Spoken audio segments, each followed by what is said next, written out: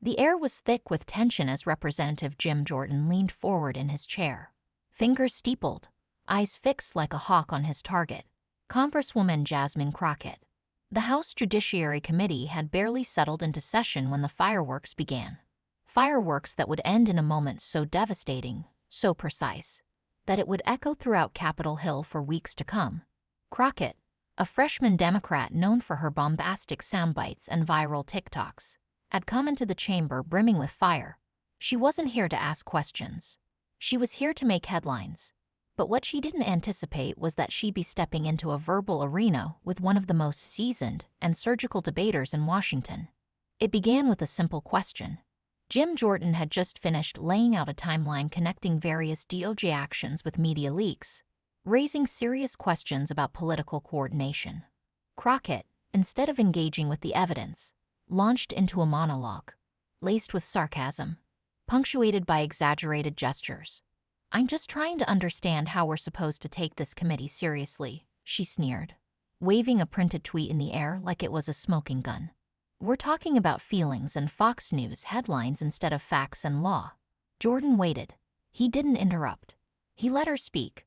And that was the first warning sign. Because Jim Jordan never waits unless he's preparing something lethal. When she finally wound down, Jordan cleared his throat. "Congresswoman," he said calmly, "you mentioned feelings. Let me introduce you to facts."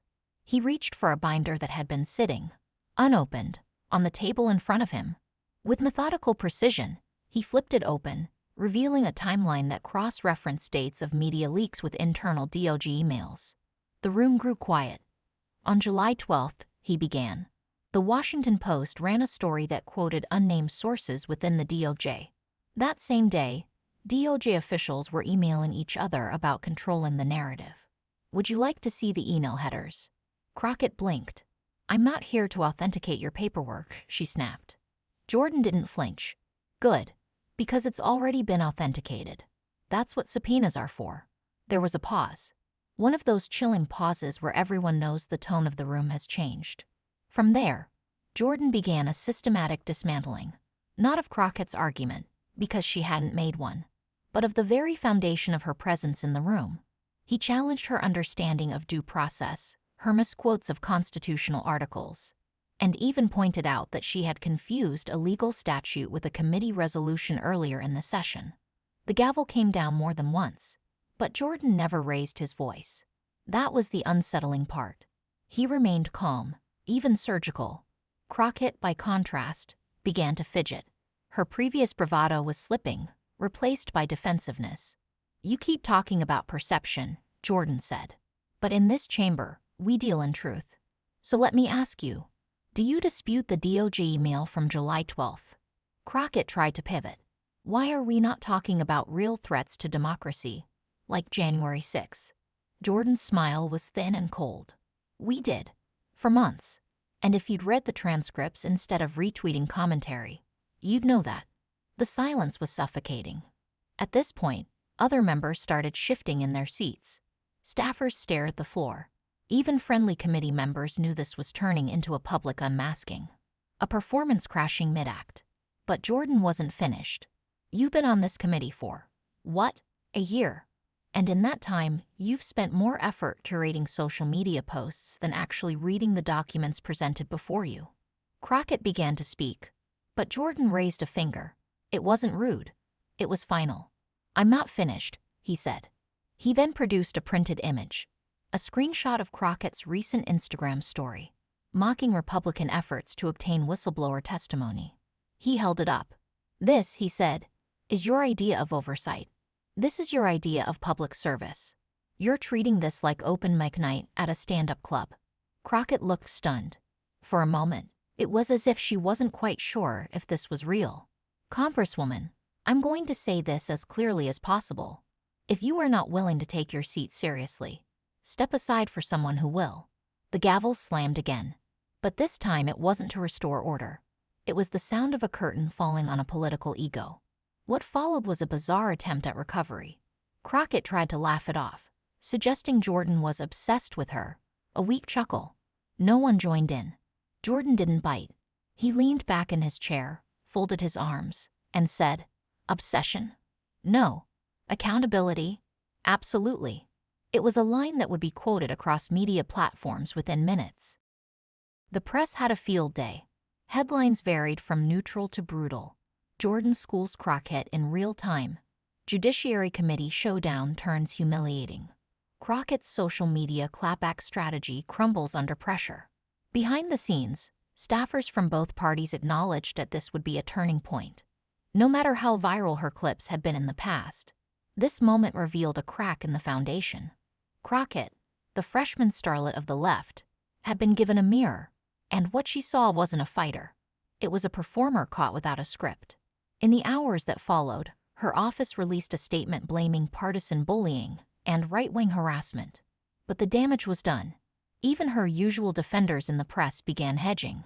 Charisma alone doesn't carry water in the Judiciary Committee, one analyst wrote. Jordan reminded everyone that beneath the bluster, substance still matters. For Jordan, it was just another Tuesday. He left the chamber like he always does, binder under his arm, no need for theatrics.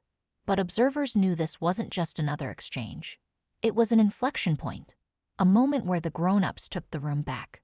And Crockett? She stayed behind, speaking quietly with an aide. No more raised voice, no more laughter, just a look of someone who had been publicly undressed in front of her peers. Later that evening, she posted a video to Instagram. Gone was the swagger. Instead, she spoke about learning from conflict and growing through resistance. It was a surprising tone shift, measured, even humble. But the comments told the story. Her base didn't buy it. "Where's the fire?" one asked. "You let him punk you," wrote another. "And then, he made you rethink your whole career, didn't he?" Jordan, meanwhile, said nothing. He didn't tweet. He didn't celebrate. That's never been his style. His supporters, however, did it for him. Clips of the exchange were remixed, captioned, and circulated by the hour. The phrase "Crockett gets schooled" became a trending hashtag. Even some moderate Democrats had to admit, Jordan came prepared. Crockett came to perform. And that difference mattered. Back in committee chambers the next day, Crockett took her seat with a different energy. Quieter, more focused. She asked a single question. Short, on topic, and she didn't interrupt the answer. Jordan noticed, but said nothing. The lesson had landed. And while DC is famous for its short memory, no one in that room would forget what happened the day Crockett was forced to confront the limits of her own political theater by a man who didn't shout, didn't insult, but simply brought the receipts and let them speak louder than spin.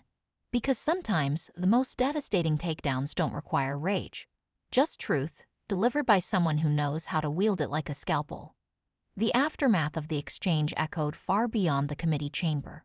Political analysts dissected every second of the encounter, noting how Jordan's restraint had done more damage than any shouting match ever could. Crockett's usual defenders on cable news scrambled to reframe the incident, but even they couldn't deny she'd been caught flat-footed. Overnight, clips of the takedown spread across social media like wildfire. Twitter, TikTok, YouTube Shorts, all with the same narrative. Jordan came armed with facts, while Crockett brought nothing but flair. In progressive circles, the conversation shifted. Was Crockett ready for this level of scrutiny? Could she adapt? The flashy persona that once energized her base now looked dangerously hollow under the bright lights of real oversight. And in the halls of Congress, her colleagues took note. Fewer selfies, fewer impromptu pressers. There was a quietness around her now, as if the energy had shifted entirely. Meanwhile, Jim Jordan's reputation as a disciplined tactician solidified. He didn't gloat. He didn't follow up with jabs. He simply moved on. Business as usual. But for those paying attention, it was clear. A message had been sent. Loud voices may dominate headlines, but in the end, precision and preparation rule the day. And in that moment, Jasmine Crockett was forced to consider not just how she was perceived, but who she had become in the process. If this moment taught us anything, it's that Washington still has room for accountability, and not everyone is ready when it arrives. Jim Jordan didn't just silence the noise. He reminded the chamber what real oversight looks like. Jasmine Crockett may have entered that room to make a statement, but she left it facing a reckoning.